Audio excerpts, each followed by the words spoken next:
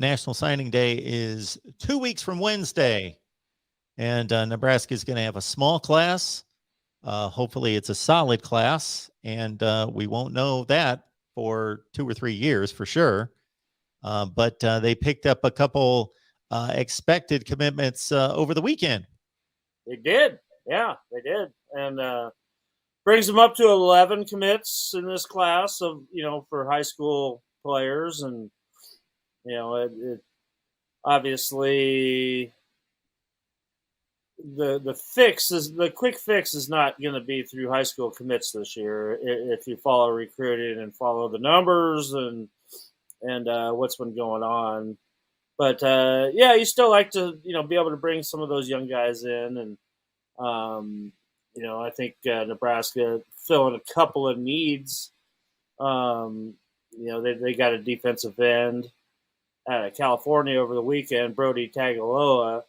Out of De La Salle High School, out of Concord, and he's a pretty good player. I saw him; he was on his official visit and saw him. And Tony Tuioti obviously is the coach that recruited him, and it adds to the Polynesian family pipeline that Tony Tuioti is trying to build here. That makes the third Polynesian player now on the roster, and you actually have 2 more coming in on official visits this weekend, both JUCO players out of Snow College.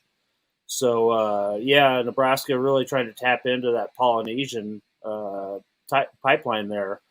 It's nice having a coach like Tony Tuioti, who's proven comes in here and has built a pretty darn good defensive line. And, you can't ever forget that he's also got a son that's a pretty darn good outside linebacker, too, coming up here in the 2023 class that Nebraska would love to have, wearing the red N on his helmet. And also some of the other recruiting ties the Tuioti family also has with the Ikanas, with another outside linebacker, one of the top outside linebackers in the country. With his sister, plays as a starter on the Nebraska volleyball team as a sophomore right now. So you got some pretty good hopes for building a little bit of a Polynesian tie here in Nebraska with that commit. So that helps out a position in need as always. And then today it wasn't any kind of a surprise whatsoever.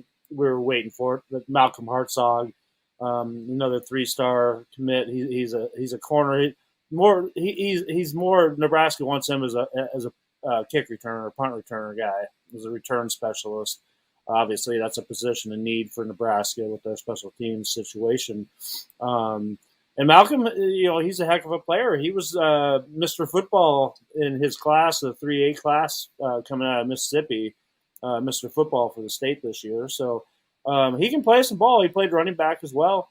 And kind of funny, it's the second DB commit that they have out of the state of Mississippi this year. So that bodes well for the recruiting down in the southeast part of the country, in the SEC country. So, 2 nice gifts for Nebraska, and you'll see what else going. Now I expect a lot of the rest of this to be coming from the transfer portal, obviously. So, good weekend for Nebraska. Good little pickup in recruiting.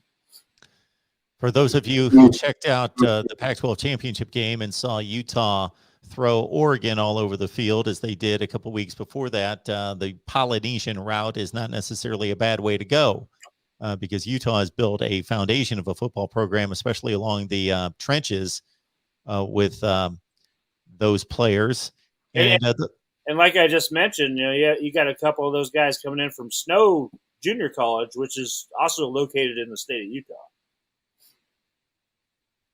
Very good. Very good.